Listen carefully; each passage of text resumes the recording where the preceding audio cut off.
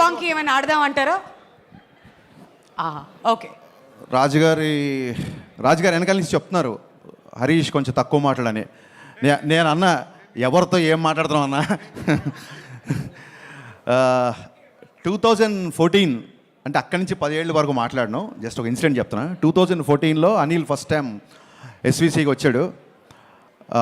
నేను అప్పుడు Subrahmanya for sale cinema తీస్తుంటే తను సాయి తేజ్తో మళ్ళీ నెక్స్ట్ సినిమా కోసం వచ్చాడు. సుప్రీం సినిమా డిస్కషన్ జరుగుతున్నాయి. రాజుగారు నాకు లంచ్ టైంలో, రాజుగారు ఆఫీసు ఒక హాస్టల్లో ఉండేది. పైన వార్డెన్ ఉన్నట్టుగా రాజుగారు ఉండేవాళ్ళు. లంచ్ అందరికీ ఒకటే టైంకి అక్కడ పెట్టేవాళ్ళు. ఆ లంచ్ టైంలో నేను అనిల్ కలిసినప్పుడు అనిల్ పటాస్ డైరెక్టర్ అనగానే అనిల్ని కంగ్రాచులేట్ చెప్పగానే అనిల్ కరెక్ట్గా పదం గుర్తులేదు. ఎవరు పోలీస్ సినిమా తీసినా మీదే రిఫరెన్స్ ఉంటుందన్నా లేదా మీదే ఇన్స్పిరేషన్ ఉంటుందన్న ఏదో అన్నాడు వర్డ్, నాకు కరెక్ట్గా గుర్తులేదు. ఇన్స్పిరేషన్ అనే వర్డ్ కనుక నిజమైతే అప్పుడు నేను విన్నది. అనిల్ ఇవాళ ఎంత పెద్ద సక్సెస్ ఇచ్చాడంటే ఆ సక్సెస్ నాకు ఇన్స్పిరేషన్. నేను పండగ నేను పేరెంట్స్తో ఉన్నాను, మార్నింగ్ షో సినిమా చూడలేదు. టాక్ రాగానే మెసేజ్ పెట్టాను అనిల్కి. ఆ తర్వాత నాకు ఫస్ట్ కాల్ చేసి చెప్పింది జీవి గారు ఫోన్ చేసి అద్దిరిపోయింది సార్ సినిమా మామూలుగా లేదు, అసలు వెంకటేష్ బాబు గారు ఎనర్జీ చూడండి అది ఇది అని చెప్తుంటే, సార్ మీరు అనిల్కి చేయబోయి నాకు చేశారా ఫోన్ ఏంటి, ఈ సినిమా డైరెక్టర్ అనిల్ కదా నాకు చెప్తారా ఏంటి అన్న.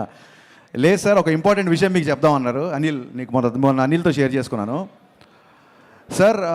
అది ఓటీటీ కంటెంట్ అవ్వచ్చు, లేకపోతే ప్యారల్గా వస్తున్న డిఫరెంట్ జోనర్స్ అవ్వచ్చు, ఇప్పుడు వస్తున్న డైరెక్టర్స్ కొత్త యూనివర్స్ ఎక్స్ప్లోర్ చేయడం అవ్వచ్చు, రకరకాల సినిమాలు వస్తున్నప్పుడు ఫిలిం మేకర్స్కి నిజంగా క్వశ్చన్ మార్క్, ఎలాంటి సినిమా తీయాలి అనే క్వశ్చన్ మార్క్ చాలామందికి ఉంది. ఇదంతా జీవి చెప్పాడు నాకు, ఐడియల్ బ్రెయిన్ జీవి చెప్పాడు ఫోన్ చేసి. అనిల్ పక్కన సినిమా ఏంటి, ఎవరు ఎలా సినిమా చేస్తున్నారు అనేది పట్టించుకోకుండా తన కోర్ స్ట్రెంగ్త్ ఏదైతే ఉందో ఆ స్ట్రెంగ్త్ నమ్ముకొని తనకు నచ్చిన సినిమానే తీశాడు. అందుకే ఇంత పెద్ద హిట్ అయింది సార్. హరీష్ గారు ఎప్పుడు మీ స్ట్రెంగ్త్ వదలకండి, because it's proven by Anil అని చెప్పి నాకు ఆ రోజు జీవి కాల్ చేశాడు. So cinema is all about conviction. Anil, hats off to your conviction. అంటే ఏ ఫ్యాన్స్ వార్స్ లేని హీరో ఎవరైనా ఉన్నారంటే అది విక్టరీ వెంకటేష్ గారు. ఎందుకంటే అందరు హీరో ఫ్యాన్స్ ఆయన ఫ్యాన్స్. ఆయన ఈ సినిమాలో అంటే ఆ ఎనర్జీ ఏంటంటే మీరు చూస్తున్నారు, ప్రమోషన్స్ కానీ సినిమాలో చేసిన పద్ధతి కానీ, అంటే కాలు పని చేయకుండా ఇంకా నన్ను వదిలేయి అని చెప్పి కాలు కూడా మూలపాడే రేంజ్లో ఆయన ఈ సినిమా కష్టపడ్డారు. బాబు హ్యాట్స్ ఆఫ్.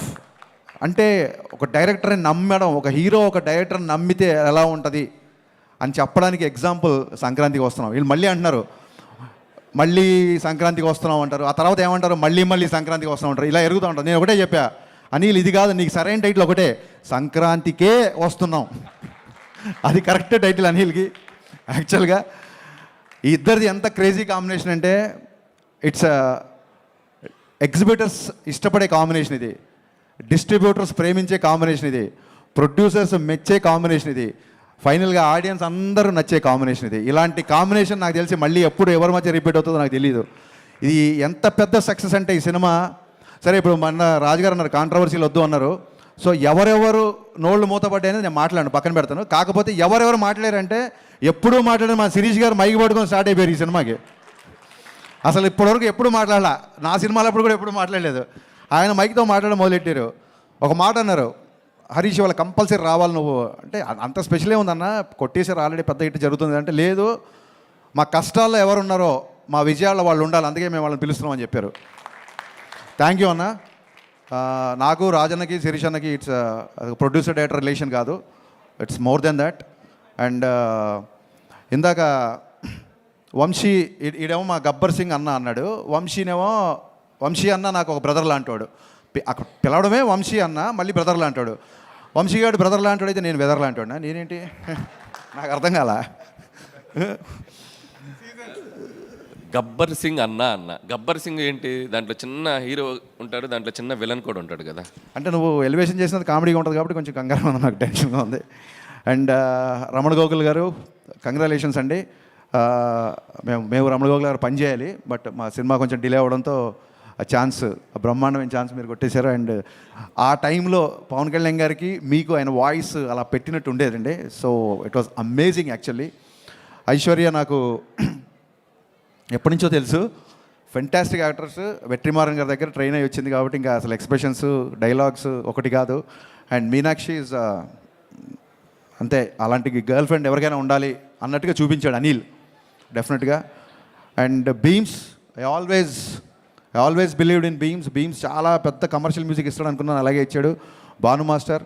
అండ్ అన్న భాస్కర్ పట్ల నన్ను ఏ ముహూర్తాన గోదావరి గట్టు అని రాసావో, ఇది ఒక్క గోదావరి గట్టు కాదన్న, ఆంధ్ర గట్టు, తెలంగాణ గట్టు, శ్రీకాకుళం గట్టు, వైజాగ్ గట్టు, ప్రతి గట్టు మీద బ్లాక్ బస్టర్ అయింది.